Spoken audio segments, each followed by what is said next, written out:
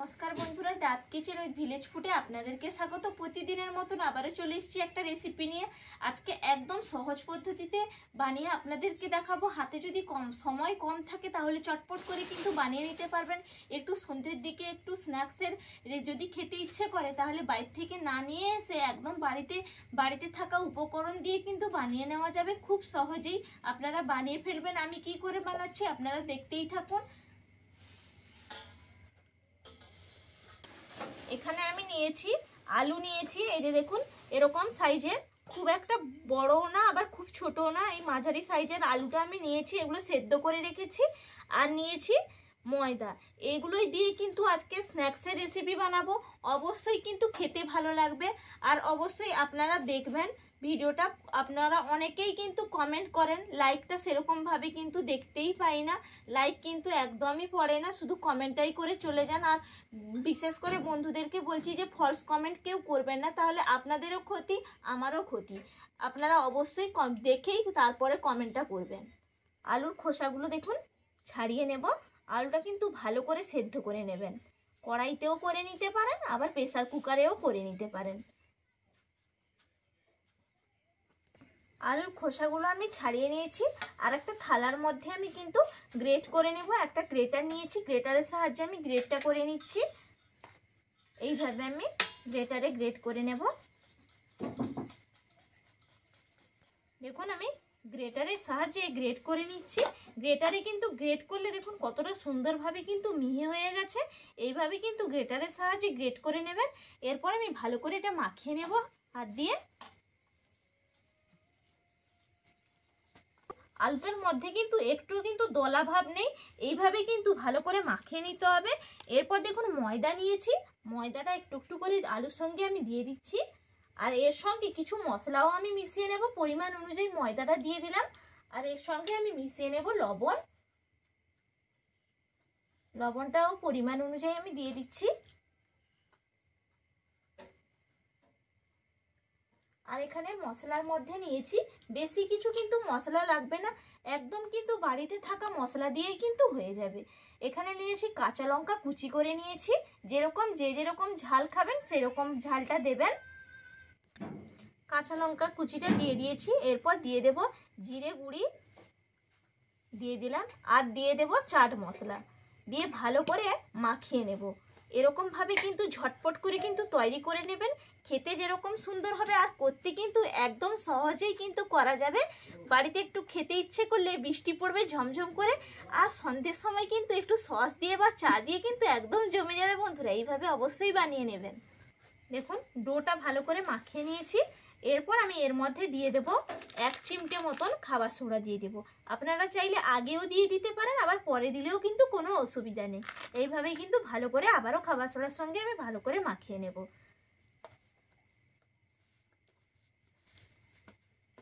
দেখুন ডোটা কত সুন্দরভাবে আমি তৈরি করে নিয়েছি। এরপর আমি ওপর থেকে একটু সাদা তেল মাখিয়ে নেব। দেখুন ওপরে এইভাবে মাখিয়ে নিলাম, আবার উল্টে দেব। আবার উল্টে পাশটাও এইভাবে একইভাবে কিন্তু দিয়ে দেখুন হাতে কিন্তু একটুও কিন্তু লাগছে না। এইভাবে কিন্তু ডোটা তৈরি করে নেবেন। কতটা সুন্দর হয়ে গেছে। শুধু আলু থাকলেই বাড়িতে আর ময়দা থাকলে কিন্তু একটা অসাধারণভাবে কিন্তু রেসিপি কিন্তু করাই যেতেই পারে। দেখুন এখান থেকে একটু লেচি কেটে নেব, দিয়ে এইভাবে হাতে তালু দিয়ে গোল গোল করে ফেলবো। দেখুন এইভাবে একটা রেডি করলাম, দিয়ে হাত দিয়ে একটু চেপে দেবো, এইভাবে গোল শেপ দিয়ে দেব। এইভাবে চেপে দিলাম, একটা রেডি করে নিয়েছি। এটা একটু ভালো করে একটু স্মাইলির মতন করে নেব বলে একটা কাঠি নিয়েছি। এই যে দেখুন একটা কাঠি দিয়ে এরকম দেখুন গোল চোখের মতন করে দেব। একটা হয়ে গেল, এইদিকে আবার একটা গোল চোখের মতন করে দিচ্ছি। এই যে দুটো হয়ে গেছে। একটা চামচ নিয়েছি, চামচ দিয়ে আমি স্মাইলি করে দিচ্ছি। দেখুন দেখতে কিন্তু অসাধারণ লাগবে।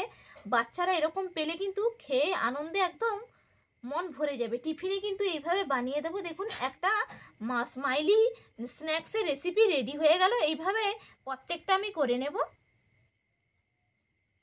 আবার লেচি কেটে করে নিচ্ছি। দেখুন কতগুলো তৈরি করে নিয়েছি। আবারও একটা আপনাদেরকে তৈরি করে দেখাচ্ছি। দেখুন এইভাবে গোল শেপ করে নিয়েছি। আর একটা এরকম প্লাস্টিকের কাঠি নিয়েছি। এই কাঠি দিয়ে কিন্তু চোখগুলো করে নেব। এইভাবে চোখের আকারে একটু করে নিলে কিন্তু দেখতেও ভালো লাগবে, আবার খেতেও কিন্তু দেখলেই তো মন ভরে যাবে, তাহলে খেতে না কত ভালো লাগবে। আর চামচ দিয়ে এইভাবে আমি স্মাইলি করে দেব। দেখুন কতটা সুন্দর, এইভাবে কিন্তু করে নেবেন। দেখুন কি সুন্দর লাগছে। এইভাবে রেডি করে নিয়েছি, প্রত্যেকটা কিন্তু একইভাবে আমি রেডি করে নিয়েছি। এরপর আমি ছেঁকে নেব। এটা ধরিয়ে বসিয়ে দিয়েছিলাম তেলটা কিন্তু গরম হয়ে গেছে, তেলটা একদম গরম হয়ে গেছে। এই সময় আমি গ্যাসের আঁচটা একদম কমিয়ে দিচ্ছি। এরপর আমি ভেজে নেব।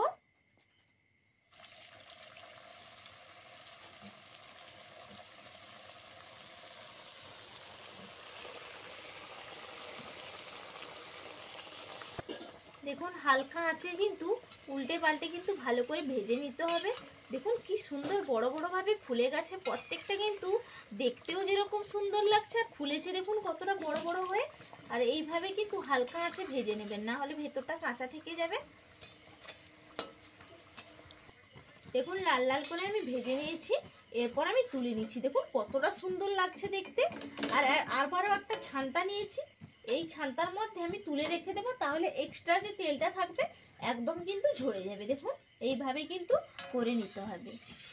আর বাকিগুলো আমি একইভাবে ভেজে নেব হালকা আছে।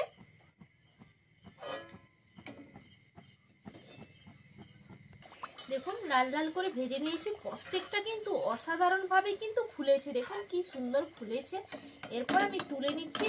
একইভাবে আমি তুলে কিন্তু এই ছান্তার মধ্যে আবারও রেখে দেব, তাহলে এক্সট্রা যে তেলটা থাকবে সেটা একদম ঝরে যাবে আর খেতে কিন্তু অসম্ভব সুন্দর লাগবে। আর যেসব বন্ধুরা এতক্ষণ পর্যন্ত আমার রেসিপিটা দেখেছেন তাদেরকে অসংখ্য ধন্যবাদ আমার তরফ থেকে।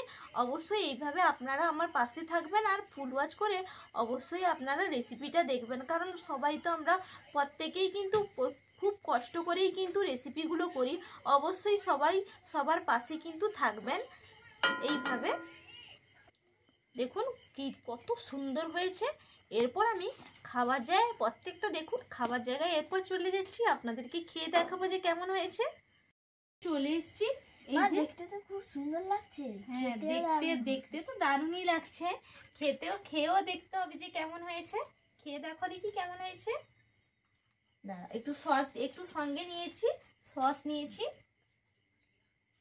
সস দিয়ে খেয়ে নাও।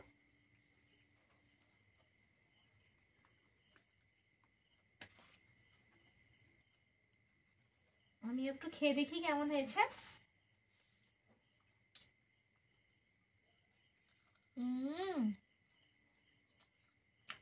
দারুণ লাগছে, ফাটাফাটি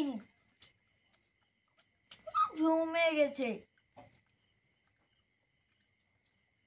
সহজেই কিন্তু আপনারা বানিয়ে ফেলবেন। আলু আর ময়দা দিলে কিন্তু একদম হয়ে যাবে, ঘরে থাকা মশলা দিয়ে একদম স্ন্যাক্সের রেসিপি। আর এইভাবে বাচ্চাকে বানিয়ে দেবেন। আমার বাচ্চা তো মজা করেই খাচ্ছে, আপনাদের বাচ্চাও নিশ্চয়ই মজা করেই খাবে। বাড়িতে সবাইও বাচ্চারা কেন বড়রাও সবাই মজা করে খাবেন। সস কিংবা একটু চা দিয়ে একদম জমে যাবে ঠান্ডা ওয়েদারের সময় একদম।